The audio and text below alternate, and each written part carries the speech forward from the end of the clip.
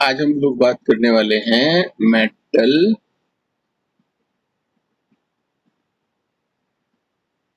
Carbonyls के बारे में। ठीक है, जैसे कि मैंने जब क्लासिफिकेशन आप लोगों को बताया था तो वहां पे आपको कुछ बातें मैंने आपको बताई थी कि मेटल कार्बोनिल्स जो हैं उन मेटल कार्बोनिल्स को कुछ साइंटिस्ट और केमिस्ट जो हैं वो ऑर्गेनोमेटेलिक कंपाउंड्स की कैटेगरी में नहीं रखते और कुछ जो हैं वो उसको मेटल कार्बोनिल्स की कैटेगरी में रखते हैं। ठीक है ना, तो जो लोग नहीं रखते वो उसको इनऑर्गेनिक सब्सटेंस मानते हैं। क्यों मानते हैं? क्योंकि कार्बन मोनोऑक्साइड जो है वो एक इनऑर्गेनिक सब्सटेंस है और मेटल के साथ में जब वो कंबाइन होता है तो वो कहते हैं कि साहब ये जो मेटल कार्बोनिल का जो बॉन्ड बना है ये इनऑर्गेनिक कंपाउंड जो है और ऑर्गेनिक कंपाउंड नहीं है। क्योंकि ऑर्गेनोमेटेलिक कंपाउंड में हम देखते हैं कि मेटल और ये जो आर ग्रुप है ये एक ऑर्गेनिक ग्रुप होना चाहिए। ठीक है ना, ये ग्रुप कैसा होना चाहिए? ऑर्गेनिक ग्रुप जो है वो होना चाहिए। लेकिन मेटल कार्बोनिल में ये जो कार्बोनिल ग्रुप है वो इनऑर्गेनिक सब्सटेंस है, जिसकी वजह से वो इसको नहीं मानते कि साहब ये एक ऑर्गेनोमेटेलिक कंपाउंड है। लेकिन इसके अलावा कुछ ऐसे हैं जो इसको ऑर्गेनोमेटेलिक कंपाउंड मानते हैं। क्यों मानते हैं? क्योंकि वो ये कहते हैं कि यहाँ ये जो कार्बोनिल है इस कार्बोनिल की रिजेम्बलेंस या इसको अगर हम जो एल्किल ग्रुप होते हैं आपके एल्काइल ग्रुप उनके जैसी रिजेम्बलेंस इसकी होती है। ठीक है ना, क्योंकि ये पाई बॉन्डेड ऑर्गेनिक डेरिवेटिव से रिलेटेड है और ट्रांजिशन मेटल्स अगर इसके साथ में कंबाइन हो जाते हैं तो ये मेटल कार्बोनिल ऑर्गेनोमेटेलिक कंपाउंड्स की कैटेगरी में आना चाहिए, जिस वजह से हम इन मेटल कार्बोनिल्स को ऑर्गेनिक सब्सटेंसेस में या कंपाउंड्स के अंदर स्टडी करते हैं। चलो अब थोड़ा सा हम आगे बढ़ते हैं और बात करते हैं मेटल कार्बोनिल्स के बारे में। एक स्पेशल कैटेगरी जो ऑर्गेनोमेटेलिक कंपाउंड की है और इसमें जो मेटल है वो मेटल कार्बोनिल ग्रुप के ये जो कार्बन है इस कार्बन के थ्रू अटैच्ड रहता है और इस तरह के कंपाउंड्स को हम मेटल कार्बोनिल्स बोलते हैं। और यहाँ पे जो मेटल है उसके पास में जो वैकेंट डी ऑर्बिटल है और जो कार्बन है इसके पास में लोन पेयर प्रेजेंट है वो यहाँ डोनेट करता है और मेटल कार्बोनिल एक कॉम्प्लेक्स कंपाउंड फॉर्म करते हैं इस कार्बन मोनोऑक्साइड के साथ में। हालांकि अगर मेटल कार्बोनिल को अगर आप ये देखो, ये जो मेटल कार्बोनिल है ये एक वीक लुईस बेस है। ठीक है ना, वीक लुईस बेस। अब वीक लुईस बेस आपको मालूम ही है, लुईस बेस वो होते हैं जो इलेक्ट्रॉन पेयर अगर इसके पास में जिसे आप लोन पेयर बोलते हो, ये लोन पेयर को क्या करे? डोनेट करे। ठीक है ना, उसको हम लुईस बेस बोलते हैं। और ये एक वीक लुईस बेस है, मतलब जो इसके पास में लोन पेयर प्रेजेंट है। किसके पास में लोन पेयर प्रेजेंट होगा? ये जो कार्बन है इस कार्बन के पास में लोन पेयर प्रेजेंट होगा और ये अपना जो लोन पेयर है वो मेटल को देता है। तो ये जो लोन पेयर यहाँ पे प्रेजेंट है ये बहुत ज्यादा डोनेटिंग नेचर इस कार्बन के पास में जो लोन पेयर होता है उसकी नहीं होती है, इस वजह से हम इसको वीक लुईस बेस की कैटेगरी में रखते हैं। लेकिन वीक लुईस बेस होने के बावजूद भी ये जो मेटल कार्बोनिल के बीच में जो हमें ये बॉन्ड दिख रहा है ये बॉन्ड बहुत ज्यादा स्टेबल और बहुत ही ज्यादा स्ट्रॉन्ग बॉन्ड होता है। अब ये क्यों होता है, कैसे होता है, वो हम इसकी जब बॉन्डिंग नेचर पढ़ेंगे वहां पर बात करेंगे। अभी मैं आपको यहाँ पे बता दूं कि अगर मेटल कार्बोनेट्स की बात करें तो मेटल कार्बोनेट्स कई तरह के होते हैं। वैसे अगर इसको जनरल फार्मूला इसका अगर आप देखो, जनरल फार्मूला इसका इस तरह से आप इसे शो करोगे। ठीक है, यहाँ पे x और जो y है, यहाँ x जो है वो नंबर ऑफ मेटल एटम्स है, नंबर ऑफ मेटल एटम कि कितने मेटल एटम यहाँ प्रेजेंट है। ठीक है, और ये जो y है ये y है नंबर ऑफ लिगेंड्स, ये जितने भी लिगेंड यहाँ पर कौन है? कार्बोनिल है। ठीक है, तो आप यहाँ पे लिगेंड्स की जगह ये भी लिख सकते हो कि कार्बोनिल एटम्स जो है वो ग्रुप जो है वो यहाँ पे कितने हैं। ठीक है, तो इस जनरल फॉर्मूले से आप इसको यहाँ पे शो कर सकते हो और बता सकते हो अलग अलग तरीके के कार्बोनिल्स के बारे में। और इसको अगर हम क्लासिफाई करें तो एक तरह के जो मेटल कार्बोनिल्स होते हैं, जो फर्स्ट क्लासिफिकेशन इसका हम करते हैं वो उसको बोलते हैं कि साहब ये मोनोमेरिक कार्बोनिल्स। अभी मोनोमेरिक कार्बोनिल्स क्या होते हैं? मोनोमेरिक कार्बोनिल्स में इन्होंने कहा कि एक ही मेटल एटम होगा और हर मेटल एटम एक ही कार्बोनिल, ये जो कार्बोनिल है इसके साथ में एक सिंगल बॉन्ड बनाएगा। ठीक है ना, मतलब हर कार्बोनिल के पास में ये जो पूरा एक मॉलिक्यूल होता है ना, जैसे ये यहाँ पे क्या क्या क्या लिखे हैं, जैसे निकल कार्बोनिल लिखते हैं, है ना, ये तो ये निकल कार्बोनिल का एक मॉलिक्यूल है। तो एक मॉलिक्यूल मेटल कार्बोनिल के पास में एक ही मेटल प्रेजेंट होगा एक मॉलिक्यूल में। जैसे यहाँ पर निकल के पास में एक ही मॉलिक्यूल प्रेजेंट है, लेकिन जैसे कि अगर हम ऐसे देखते थे कि Al2 और उसके बाद में फिर ये CH3 का होल 6, यहाँ पर अगर आप देखोगे तो यहाँ एल्यूमिनियम जो है वो क्या है, यहाँ पे 2 है। ये इसका एक मॉलिक्यूल है, लेकिन जो मेटल एटम है वो कितने हैं, 2 है। इसलिए इसको हम मोनोमेरिक कार्बोनिल की कैटेगरी में नहीं रख सकते, बल्कि इसको हम किस में रखेंगे, इसको हम निकल कार्बोनिल जो है इसको हम मोनोमेरिक कार्बोनिल की कैटेगरी में रखेंगे, क्योंकि इसके पास में सिर्फ एक ही मेटल एटम प्रेजेंट है। तो इसका जनरल फार्मूला अगर आपको लिखना हो तो इसका जनरल फार्मूला आप इस तरह से लिखोगे कि इस तरह के जो कंपाउंड्स होंगे जहां पर मेटल जो है, जैसे मैंने आपको यहाँ पे x बताया था कि x, यहाँ पे x का नंबर कितना हो जाएगा, x की वैल्यू हो जाएगी यहाँ पे 1। ठीक है, तो 1 का मतलब ये। तो इस तरह के जो कंपाउंड्स हैं जो इस जनरल फार्मूला को फॉलो करेंगे वो हमारे मोनोमेरिक कार्बोनिल्स होते हैं। और इसमें डायरेक्ट बॉन्ड मेटल का एक जो सिग्मा बॉन्ड है वो इस ऑर्गेनिक ग्रुप के साथ में या इस कार्बोनिल इस क्या कहते हैं इसको, जो लिगेंड है इसके साथ में होता है। तो जैसे कि कई सारे एग्जांपल, जैसे कि एक एग्जांपल तो मैंने आपको यहाँ पे बता ही दिया। इसी तरह से और एग्जांपल अगर हम इसका लेना चाहें, ये मॉलिब्डेनम का हम यहाँ पे ले सकते हैं। ठीक है, और इसी तरह से हम टंगस्टन का ले सकते हैं, इसी तरह से हम आयरन का ले सकते हैं, ठीक है ना, क्रोमियम का ले सकते हैं। तो इस तरह से बहुत सारे एग्जांपल्स आप ले सकते हो जहां पे एक मॉलिक्यूल के अंदर सिर्फ एक ही मेटल एटम प्रेजेंट होगा। ठीक है, इस तरह से एक, इसे हम बोलेंगे मोनोमेरिक कार्बोनिल्स। इसी तरह से एक होते हैं आपके bridged carbonyls. Bridged carbonyls,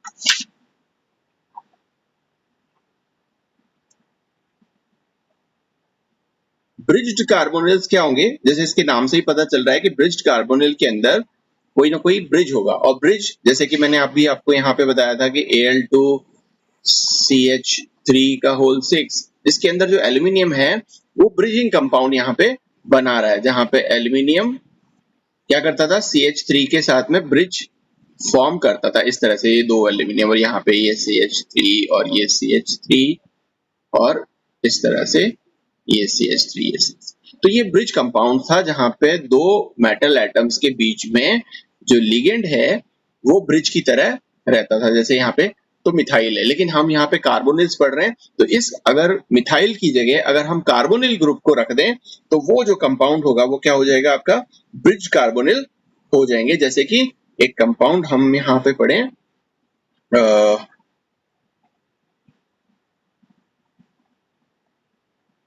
Fe2CO9, तो ये जो कंपाउंड है ये क्या है, ये ब्रिज कंपाउंड है। इसी तरह से आप कार्बोनिल इसका कोबाल्ट का एक कंपाउंड ले सकते हो जिसमें CO2 और कार्बन मोनोऑक्साइड के 8 मॉलिक्यूल। ठीक है, तो इस तरह से जो कंपाउंड होंगे जहां पे जो कार्बोनिल है वो एज अ ब्रिज काम आएगा, उस तरह के कंपाउंड्स को हम ब्रिज कार्बोनिल्स बोलेंगे। और इसका जो जनरल फार्मूला होगा वो होगा हमारे पास में M2CO। तो देखो y तो वही रहेगा, लेकिन ये जो x की वैल्यू है यहाँ पे, वो x की वैल्यू क्या होगी, वो x की वैल्यू यहाँ पे 2 होगी। ठीक है, तो इस तरह के कंपाउंड्स को हम ब्रिज कंपाउंड्स बोलते हैं। तो कहीं पर भी अगर आपको मेटल्स दो दिखें तो आप तुरंत समझ जाना कि वो एक ब्रिज कंपाउंड बना रहा है, या और कार्बोनिल अगर वहां पे है तो ब्रिज कार्बोनिल वो फॉर्म कर रहा है। इसी तरह से एक तीसरे होते हैं जिसको हम बोलते हैं पॉलीन्यूक्लियर कार्बोनिल्स। Polynuclear carbonyls. अभी पॉलीन्यूक्लियर कार्बोनिल्स क्या होंगे? यहाँ पर जैसे मोनोमेरिक में हमने देखा कि केवल एक ही मेटल एटम होता है एक मॉलिक्यूल में। ब्रिज में हमने देखा कि दो मेटल्स के एटम्स होते हैं एक मॉलिक्यूल में, जबकि पॉलीन्यूक्लियर में क्या होता है कि एक मॉलिक्यूल में कई सारे, मतलब 3, 4, 5 कई सारे मेटल एटम्स हो सकते हैं। जैसे कि अगर हम इस Fe की बात करें तो ये अगर यहाँ इसके एटम्स प्रेजेंट हों तो इस तरह का कंपाउंड ये फॉर्म करेगा। अब यहाँ पे अगर आप देखोगे तो यहाँ पे सिर्फ दो ही हमारे पास में आयरन के एटम्स थे और यहाँ 3 एटम्स प्रेजेंट है। ठीक है, इस तरह से एक और एग्जांपल हम ले सकते हैं, इरिडियम का एक एग्जांपल ले सकते हैं कि IR जो है वो 4 होता है और कार्बोनिल इस तरह से 12 होते हैं। तो ये जो एग्जांपल्स हैं ये पॉलीन्यूक्लियर कार्बोनिल्स के हैं। अब इनका पॉलीन्यूक्लियर कार्बोनिल्स हो या ब्रिज कार्बोनिल्स हो या मोनोमेरिक कार्बोनिल्स हो, इनको आप इस तरह से क्लासिफाई कर सकते हो। अगर आप इनकी प्रिपरेशन मेथड्स को देखो तो कई सारे प्रिपरेशन मेथड्स यहाँ हमें देखने को मिलते हैं कार्बोनिल्स के लिए। तो अभी हम बात करेंगे इनके प्रिपरेशन मेथड्स के बारे में। अब इसका पहला प्रिपरेशन मेथड ये है कि हम डायरेक्ट सिंथेसाइज कर सकते हैं इसको, डायरेक्ट सिंथेसिस। अब डायरेक्ट सिंथेसिस में हम करते क्या है? डायरेक्ट सिंथेसिस में हम कोई मेटल लेते हैं, ठीक है, ये हमने कोई मेटल ले लिया और उस मेटल के साथ में क्या कर देते हैं, कार्बोनिल जो आपका ग्रुप है उसके साथ में डायरेक्ट इसको हीट करके और मेटल कार्बोनिल फॉर्म कर देते हैं। तो यहाँ तो इसके क्या बन जाएंगे X और ये इसके Y मॉलिक्यूल्स आप काम में लोगे और ये क्या बना लेगा MXCOY फॉर्म कर देगा। अगर आप इसको एग्जाम्पल के फॉर्म में लो तो आप निकल ले लो और निकल को 4 कार्बोनिल्स के साथ में हीट कर दो, और वो भी क्या है ऑर्डिनरी टेम्परेचर, ये 50 डिग्री सेल्सियस के आसपास का जो टेम्परेचर है इस पर ही क्या बना लेता है ये टेट्रा कार्बोनिल निकल फॉर्म कर लेता है। ये टेट्रा कार्बोनिल निकल फॉर्म कर लिया। इसी तरह से कुछ दूसरे कार्बोनिल्स ऐसे हैं जहां पे इसको स्ट्रांगली हीट करना पड़ता है।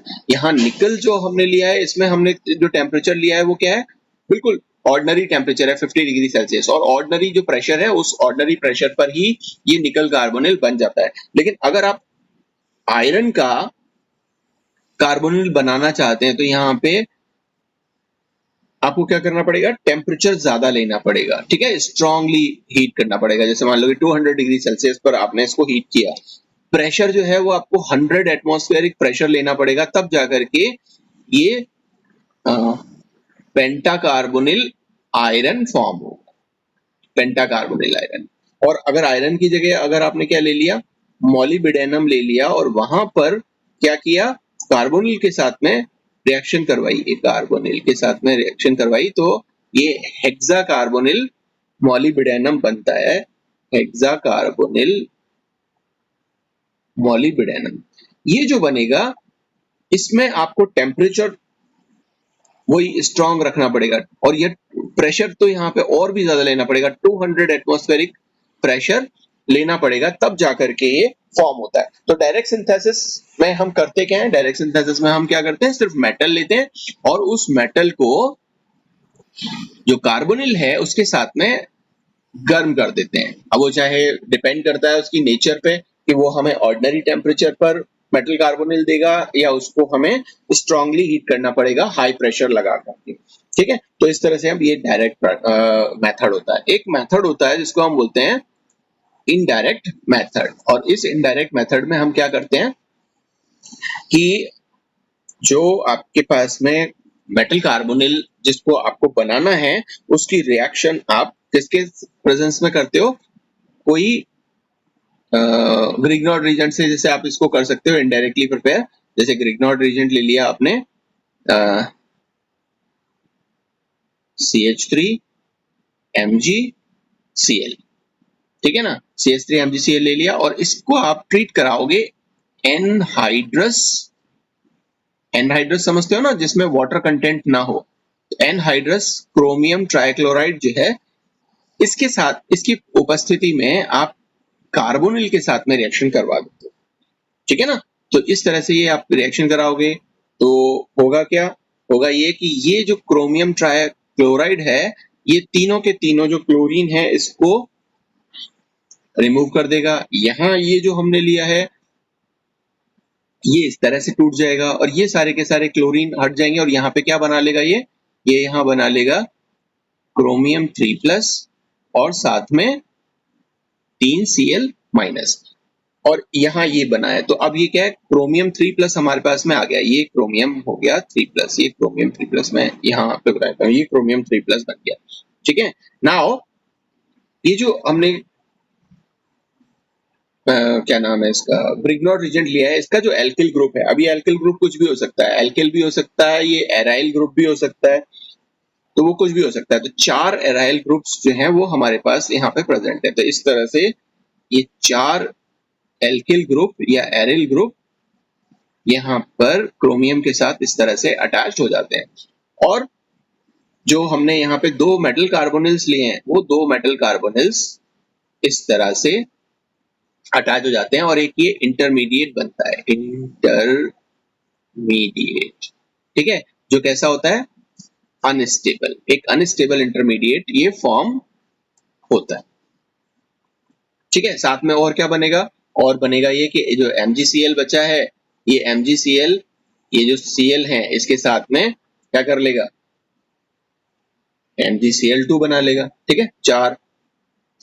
तो इस तरह से हमारे पास ये इंटरमीडिएट, जो अनस्टेबल इंटरमीडिएट है, ये बन करके रेडी हो गया। अब ये जो इंटरमीडिएट है इसको हम क्या करेंगे, एसिड के साथ में रिएक्ट कराएंगे और डिकम्पोज करा देंगे, ठीक है ना। कोई भी एसिड ले लो, कैसा एसिड लोगे, कोई भी प्रोटिक एसिड लोगे, प्रोटिक एसिड। अब प्रोटिक एसिड क्या होते हैं, प्रोटिक एसिड ऐसे वो होते हैं जो H+ आयंस देते हैं, ठीक है। तो ये H+ आयन देने वाला जो प्रोटिक एसिड है वो हमने यहाँ पे ले लिया। अब इसकी प्रेजेंस में क्या हो जाएगी, एक डिकम्पोजिशन रिएक्शन होगी, डिकम्पोजिशन, डिकम्पोजिशन, ठीक है ना। तो डिकम्पोज हो जाएगा और डिकम्पोज होकर के क्या बनाएगा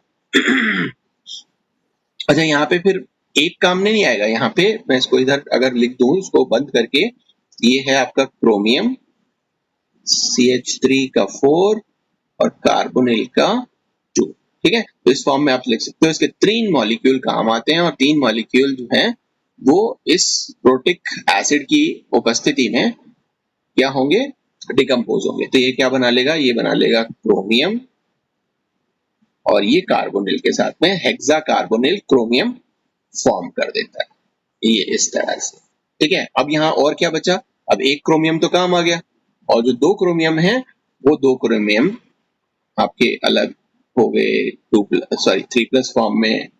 साथ में और क्या अलग हो गया, और आपके जो CH3- जो है वो CH3-, तो कितने हैं ये CH3-, 4 और 3 12, ठीक है ना। तो 12 CH3- फॉर्म कर देगा। साथ में और क्या फॉर्म करेगा, यहाँ पर हमने हाइड्रोजन ये लिया था, ये 6 हाइड्रोजन, मतलब सॉरी 6 H+ थे ना, तो 3 H2। तो इस तरह से ये मेटल कार्बोनिल हमें मिल जाता है। तो ये इनडायरेक्ट मेथड था, जिस इनडायरेक्ट मेथड से हम मेटल कार्बोनिल्स को फॉर्म कर सकते थे। इसी तरह से और हम क्या कर सकते हैं, और हम इनको कर सकते हैं कि जो दूसरे कार्बोनिल्स होते हैं उन कार्बोनिल्स के साथ किसी की रिएक्शन करवा करके, जैसे कि मान लीजिए कि हमारे पास एक कार्बोनिल है आयरन का,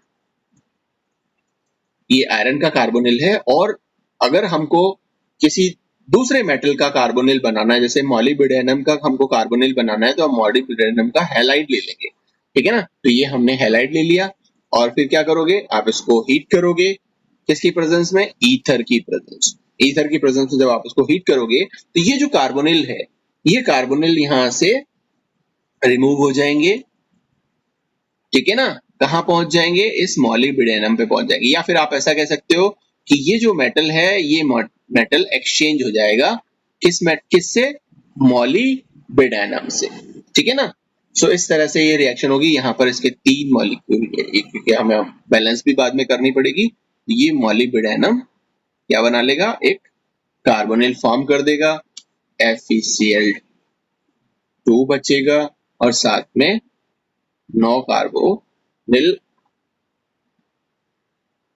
मॉलिक्यूल भी यहाँ पे हमें मिलेंगे, क्योंकि यहाँ पे कितने हो जाएंगे, 15, 5 है ना, तो 5 थी 15, 15 में से 6 हमारे पास यहाँ काम आ गए, तो ये 9 कार्बोनिल हमें यहाँ पे मिले। और जो Fe हैं वो Fe हमारे पास में 3 थे, तो हम यहाँ पे लिखेंगे 3, क्लोरीन हमारे पास में 6 थे, यहाँ पे ये हो जाएंगे 6। क्या, चलो बैलेंस करने का काम आप बेहतर समझते हो, है ना, जानते भी हो। मैं आपको यहाँ पे सिर्फ ये बताना चाह रहा हूँ कि अगर कोई आपके पास में एक कार्बोनिल ग्रुप हो, तो आप किसी दूसरे मेटल का कार्बोनिल ग्रुप उसके साथ अटैच करके क्या कर सकते हो, फॉर्म कर सकते हो मेटल कार्बोनिल, ठीक है। तो इस तरह से मेटल जो मोनोमेरिक कार्बोनिल्स होते हैं, चाहे वो निकल का हो, आयरन का हो, ऑस्मियम का हो, वो क्या है, वो तो है सब लिक्विड्स। मतलब निकल के, आयरन के, ऑस्मियम के, इन सब के कार्बोनिल्स जो है वो होते हैं लिक्विड फॉर्म में। लेकिन अगर आप यहाँ पे लो क्रोमियम, मॉलिब्डेनम, टंगस्टन, इनके जो कार्बोनिल्स होते हैं वो क्या होते हैं, वो होते हैं सॉलिड। और सॉलिड भी कैसे, क्रिस्टलाइन सॉलिड्स, क्रिस्टलाइन सॉलिड्स, ठीक है। तो क्रिस्टलाइन सॉलिड फॉर्म में होते हैं। और जैसे अभी मैंने आपको बताया था कि ये जो इनके क्या कहते हैं, मेल्टिंग पॉइंट, बॉइलिंग पॉइंट जो होते हैं वो क्या होते हैं, काफी कम होते हैं। अब मेल्टिंग पॉइंट, बॉइलिंग पॉइंट अगर इनके कम होंगे तो ये आसानी से क्या हो जाएंगे, आसानी से ये डिस्टिल किए जा सकते हैं, डिस्टिल किए जा सकते हैं, ठीक है ना। या सब्लिमेशन आराम से किया जा सकता है कम टेम्परेचर। सब्लिमेशन आप समझते हो कि जो सॉलिड हमें मिला है उसको डायरेक्ट गैस में कन्वर्ट हम कर सकते हैं। तो ये लो टेम्परेचर पर ही डिकम्पोज हो जाते हैं और डिस्टिल और सब्लिमेट किए जा सकते हैं। वाटर के अंदर ये इनसॉल्युबल होते हैं। अगर हम इसको वाटर में डिसॉल्व करना चाहें तो वाटर के अंदर क्या होते हैं, इनसॉल्युबल, ठीक है। तो आप नॉन पोलर सॉल्वेंट कोई भी लोगे, नॉन पोलर सॉल्वेंट कौन से होंगे, जो ऑर्गेनिक सॉल्वेंट्स होते हैं, उन ऑर्गेनिक सॉल्वेंट्स के अंदर इनको हम डिसॉल्व कर सकते हैं। जैसे कि अगर आपके पास में बेंजीन है, जैसे कि अगर आपके पास में अल्कोहल है, जैसे कि आपके पास में एसीटोन है ना, कार्बन टेट्राक्लोराइड है। तो ऐसे सॉल्वेंट्स अगर आप लेते हो तो वहां पर तो ये सॉल्युबल होते हैं। दूसरा, ये होते हैं डायमैग्नेटिक नेचर के, डायमैग्नेटिक नेचर। अब देखो डायमैग्नेटिक वो होते हैं जहां पे सारे के सारे इलेक्ट्रॉन क्या हो, पेयर्ड हो, इस तरह से पेयर्ड होगा। अगर पेयर होंगे तो ये यहाँ से मूव करके जा नहीं सकते, और मूव करके जा नहीं सकते तो अगर आप इलेक्ट्रिसिटी कंडक्टिविटी की बात करो या हीट कंडक्टिविटी की बात करो तो ये क्या होते हैं, पुअर कंडक्टर्स, ठीक है। बिकॉज क्योंकि ये डायमैग्नेटिक है। अगर ये पैरामैग्नेटिक नेचर का अगर कोई होता है तो वो अच्छा कंडक्टर होता है या गुड कंडक्टर होता है। तो इस तरह से इनकी रिएक्शंस को आप बता सकते हो। अगर आप इनकी रिएक्शंस की और बात करो तो अगर आप इनको हीट, मेटल कार्बोनिल्स अगर आपके पास में है, जैसे मान लीजिए कि ये कार्बोनिल हमारे पास निकल का है और इसको अगर आप हीट करो, ठीक है ना, एक्शन ऑफ हीट का अगर हम देखें कि हीट का एक्शन क्या होता है, तो मैंने अभी बताया था कि ये इजीली डिकम्पोज हो जाते हैं। तो डिकम्पोज होकर के ये अपने मेटल और जो कार्बोनिल है उसमें ब्रेक हो जाएगा या डिकम्पोज हो जाएगा, ठीक है। तो जरा सा हीट करने पर ही ये डिकम्पोज हो जाते हैं। इसी तरह से अगर हमारे पास में कोई दूसरा अगर कार्बोनिल है तो इसको भी अगर आप हीट करोगे तो ये क्या बना देगा, मेटल और कार्बोनिल में कन्वर्ट हो जाता है, ठीक है। हालांकि टेम्परेचर सबके लिए थोड़ा थोड़ा अलग होगा कि ये निकल कार्बोनिल किसी अलग टेम्परेचर पर होगा, मान लीजिए कि ये तकरीबन 180 डिग्री सेल्सियस पर होता है, और यहाँ पर अगर आपको आयरन के कार्बोनिल को डिकम्पोज करना है तो आपको 250 डिग्री सेल्सियस टेम्परेचर लेना पड़ेगा, ठीक है। सो इस तरह से डिकम्पोज आप इनको कर सकते हो by the action of heat. इस तरह से हेलोजन्स के साथ में ये रिएक्शन करते हैं। हेलोजन के साथ में जब आप ये रिएक्शन करेंगे तो ये कार्बोनिल हैलाइड्स देते हैं। अगर हेलोजन के साथ में इनकी रिएक्शन देखें, जैसे कि इसी की रिएक्शन देख लेते हैं। इसकी रिएक्शन अगर हम हेलोजन के साथ देखें, हेलोजन लेते हैं, जैसे कि मान लीजिए कि Br2 हमने ले लिया और इसके साथ में हमने इसको ट्रीट कराया, तो कार्बोनिल जो है वो अलग हो जाता है। लेकिन सारे कार्बोनिल अलग नहीं होंगे। मैंने आपको बताया कि कार्बोनिल हैलाइड बनाएगा, तो कार्बोनिल इसके साथ में रहेंगे। पहले एक कार्बोनिल निकलेगा और ये यहाँ पे 4 कार्बोनिल बचेंगे और ये जो Br2 है वो इसके साथ में आ जाए। ठीक है ना। तो ये क्या बना लिया इसने बना लिया आयरन का कार्बोनिल हैलाइड।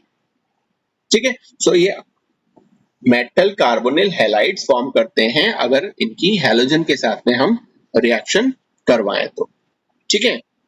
इसी तरह से अगर हम निकल कार्बोनिल की रिएक्शन करवाएं किसी हैलोजन के साथ, मान लीजिए कि हमने पहले ब्रोमीन लिया था, अब हम क्लोरीन ले लें, तो इस तरह से अगर हम करवाएं तो ये क्या करता है, ये क्योंकि ये इजीली डिकम्पोज हो जाता है तो इसके सारे के सारे जो कार्बोनिल्स हैं वो अलग हो जाएंगे, मतलब कि 4 कार्बोनिल्स पूरे के पूरे अलग हो जाएंगे और जो निकल है वो इस क्लोरीन के साथ में निकल क्लोराइड फॉर्म कर लेता है। लेकिन अगर हम आयरन कार्बोनिल लेते हैं तो आयरन कार्बोनिल धीरे धीरे रिएक्ट करता है। या फिर हम मान लीजिए कि मॉलिब्डेनम का कार्बोनिल ले लें, ये मॉलिब्डेनम का हमने कार्बोनिल ले लिया और इसके साथ में अगर हमने रिएक्शन करवाई तो भी क्या होगा, 1 या 2 कार्बोनिल निकलेंगे। मान लीजिए कि 2 कार्बोनिल यहाँ से रिमूव हो गए, तो अभी क्या बचा, मॉलिब्डेनम के पास में 4 कार्बोनिल्स बचे और Cl2।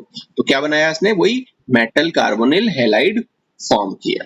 लेकिन निकल कार्बोनिल के साथ में ये है कि ये जल्दी डिकम्पोज हो जाता है, इस वजह से ये पूरे के पूरे जो कार्बोनिल हैं उन सबको रिप्लेस कर देगा। इससे ये जो हैलोजन जिसके साथ में हमने इसकी रिएक्शन करवाई है उससे। ठीक है। सो इस तरह से आप इनके हैलोजन के साथ में रिएक्शन बता सकते हैं। इस तरह से अगर आप नाइट्रोसिल के साथ में इसकी रिएक्शन कराओ, जो NO है, इसके साथ में अगर आप इसकी रिएक्शन कराओ तो इसकी रिएक्शन 2 तरह से होती है। ये 2 तरह का हो सकता है, या तो ये हो सकता है कैसा, मॉइस्ट मतलब नमी वाला, और या क्या हो सकता है ये ड्राई मतलब कि जिसमें नमी ना हो। ठीक है ना। तो अगर हम मॉइस्ट इसके साथ में रिएक्शन करवाते हैं NO के साथ में, तो हम यहाँ पर क्या ले लेते हैं, एक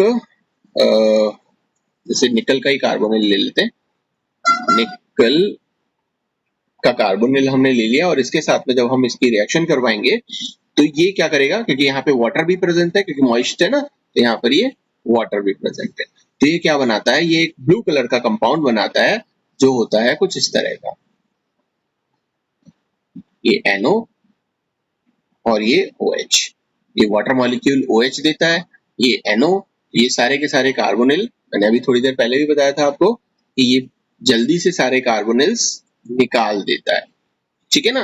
तो ये इस तरह का कंपाउंड हमें मिलता है जो ब्लू कलर का होता है। ठीक है। लेकिन अगर हम ड्राई NO के साथ में रिएक्शन करवाएंगे, अब ड्राई अगर होगा तो वहां पे वाटर मॉलिक्यूल के साथ में रिएक्शन नहीं होगी, सिर्फ क्या होगा, ये निकल कार्बोनिल होगा, ये निकल कार्बोनिल, और इसकी रिएक्शन हमने ड्राई NO के साथ में करवाई, तो यहाँ ये क्या करेगा, ये क्या करेगा कि जो NO है उसके साथ में, और ये जो NO है वो NO2, ये 2 फॉर्म में वो रहेगा और दोनों ही फॉर्म यहाँ पर इसके साथ में अटैच हो जाएंगे। ठीक है। तो यहाँ पर आप देखोगे तो ये हाइड्रोक्साइड भी इसके साथ अटैच हो रहा है, क्योंकि वाटर मॉलिक्यूल हाइड्रोक्साइड आयन दे रहा था, तो एक नाइट्रोसिल और ये हाइड्रोक्साइड। और यहाँ अगर आप ड्राई NO के साथ में जब रिएक्शन करवा रहे हो तो ये NO और NO2 के साथ में क्या बनाता है, ये भी एक ब्लू कलर का सॉल्यूशन फॉर्म करता है। ठीक है। तो इस तरह से आप NO के साथ में रिएक्शन दिखा सकते हो। दूसरा कोई कार्बोनिल अगर आप लो, जैसे कि आयरन का कार्बोनिल अगर आप लेते हो और फिर आप NO के साथ में रिएक्शन कराते हो तो कार्बोनिल नाइट्रोसिल बनाता है, मेटल कार्बोनिल नाइट्रोसिल। ठीक है ना। मतलब वही कार्बोनिल यहाँ से निकलेगा, ठीक है, और नाइट्रोसिल जो NO है ये आकर के जुड़ जाएगा। ठीक है। और ये कार्बोनिल। तो ये यहाँ पे मान लो कि 3 कार्बोनिल निकाल देता है। तो इस तरह से ये क्या बना लिया इसने, आयरन का कार्बोनिल नाइट्रोसिल। ठीक है, तो मेटल कार्बोनिल नाइट्रोसिल बनता है, मतलब आयरन नाइट्रोसिल कार्बोनिल। इसी तरह से एक और रिएक्शन ये करता है कि अगर हम इनकी रिएक्शन किसके साथ में करा दें, जो एल्कली मेटल्स हैं या एल्कली मेटल्स के जो बेस हैं उनके साथ में करवा दें। एल्कली मेटल तो आपका क्या हो जाएगा, जैसे कि NaOH या Na, ये एल्कली मेटल है और ये इसका बेस है। ठीक है ना, तो इनमें से किसी के साथ में भी अगर हम रिएक्शन कराते हैं, जैसे कि हमने रिएक्शन करवाई ये किसके साथ, NaOH के साथ में रिएक्शन हमने करवाई। ठीक है, तो ये क्या बनाएगा, एक कॉम्प्लेक्स कंपाउंड फॉर्म करेगा।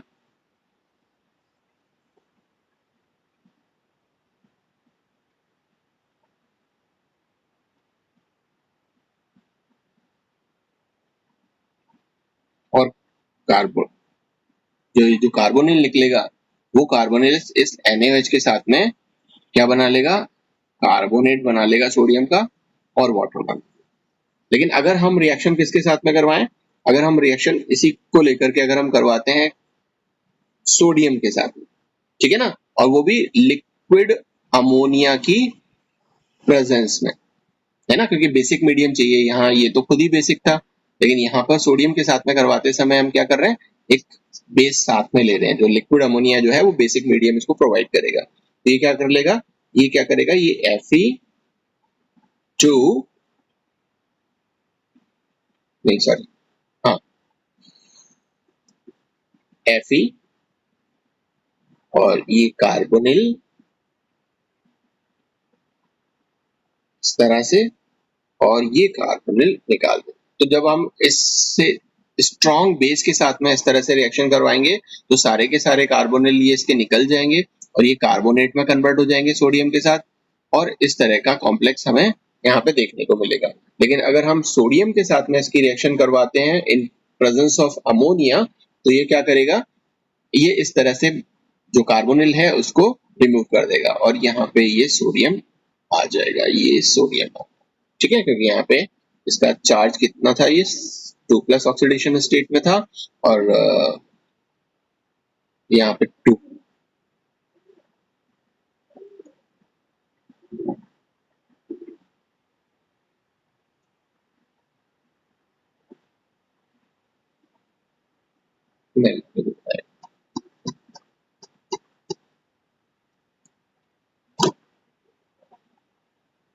इसमें थोड़ा सा कंफ्यूजन हो रहा है मुझे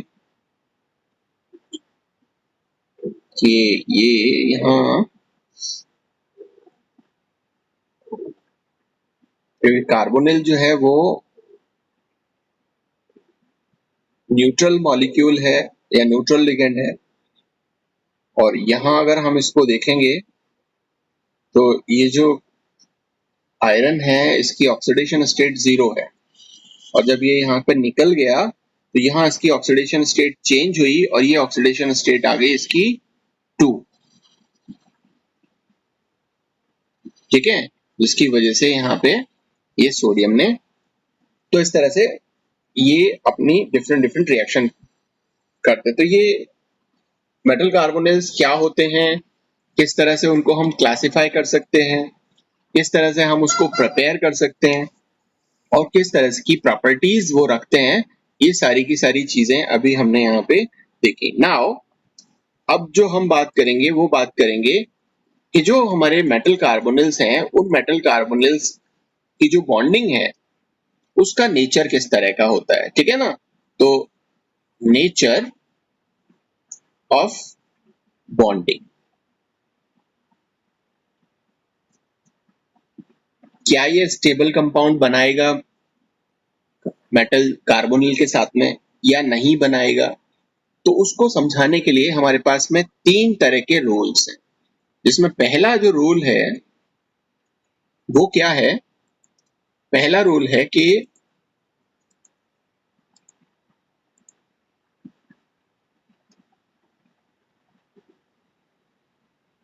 फर्स्ट रूल,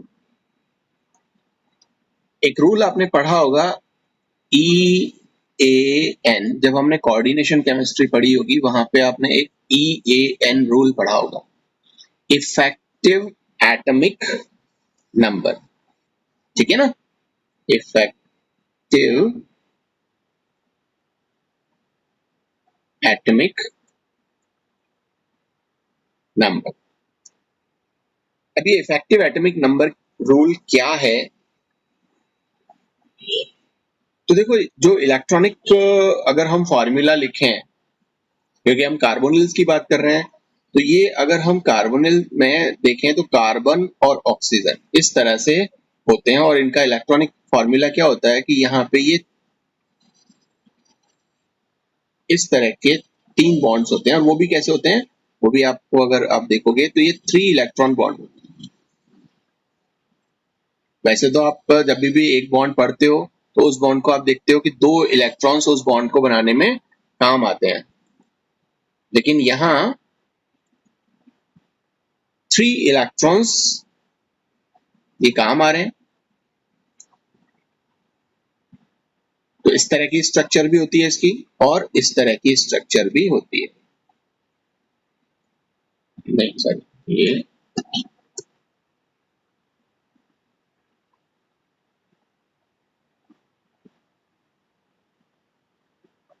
ठीक है, क्योंकि ये रेजोनेंस में रहेगा तो कभी ये ट्रिपल बॉन्ड होगा, कभी ये डबल बॉन्ड की फॉर्म में होगा, और ये इसके पास में एक लोन पेयर प्रेजेंट होगा कार्बन के पास, ठीक है।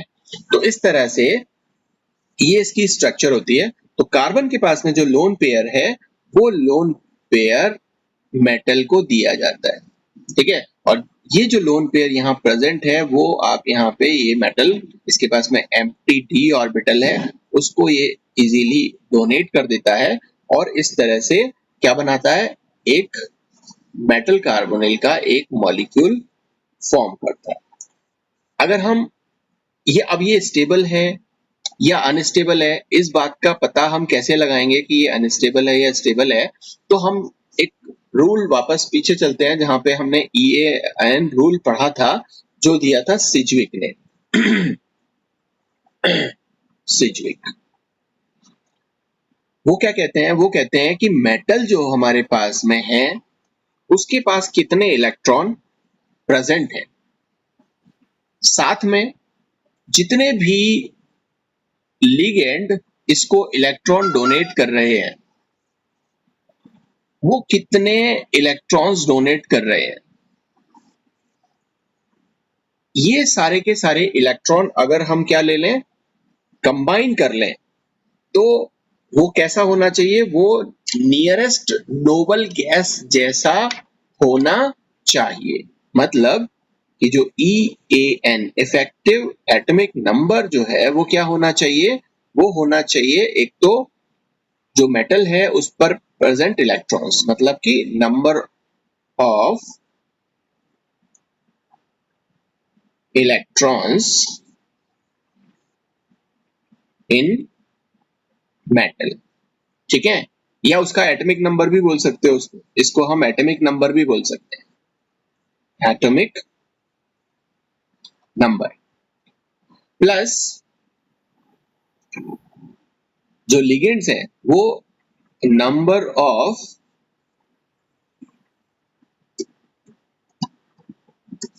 Electrons donated by ligands. इन दोनों को अगर आप प्लस कर दो तो कितने इलेक्ट्रॉन आने चाहिए, वो इलेक्ट्रॉन आने चाहिए नियरेस्ट नोबल गैस जैसे। जैसे कि अगर हम निकल कार्बोनिल को लेके इसको प्रूव करने की कोशिश करें, तो यहाँ पे निकल की अगर हम बात करें तो इसका EAN अगर हम निकालें तो देखो एटॉमिक नंबर कितना है निकल का एटॉमिक नंबर होता है 28, ठीक है। तो number of electrons present in metal plus कितने इलेक्ट्रॉन्स डोनेट किए जा रहे हैं, तो देखो यहाँ पे 4 कार्बोनिल ग्रुप हैं और हर कार्बोनिल ग्रुप 2 इलेक्ट्रॉन्स दे रहा है, मतलब कि 4 मल्टीप्लाइड बाय 2, ठीक है। तो ये क्या हो जाएगा, ये हो जाएगा 28 plus 8, 4 multiplied by 2 8 equals to 36। अब ये जो 36 है ये किसका, इसका जो नियरेस्ट नोबल गैस जो होगा वो क्या होगी, ये क्रिप्टन। तो ये क्रिप्टन के जितना इसका ये EAN की वैल्यू आ गई। तो इसका मतलब ये कंपाउंड एक स्टेबल कंपाउंड है और EAN रूल को फॉलो करता है। इसी तरह से एक एग्जांपल हम पढ़ रहे थे, जो Fe है इसका पेंटाकार्बोनिल, तो हमने ये आयरन पेंटाकार्बोनिल ले लिया। यहाँ पर अगर आप EAN की वैल्यू अगर आप निकालो तो देखो आयरन जो है वो होता है 26 और 5 कार्बोनिल्स हैं, मतलब कि 10 इलेक्ट्रॉन्स यहाँ पे दिए जा रहे हैं। तो ये कितना हो गया 36, और ये 36 वापस जो क्रिप्टन है उसका इलेक्ट्रॉन कॉन्फ़िगरेशन। इसी तरह से हम क्रोमियम की बात कर लेते हैं। क्रोमियम जो है वो 6 इस तरह से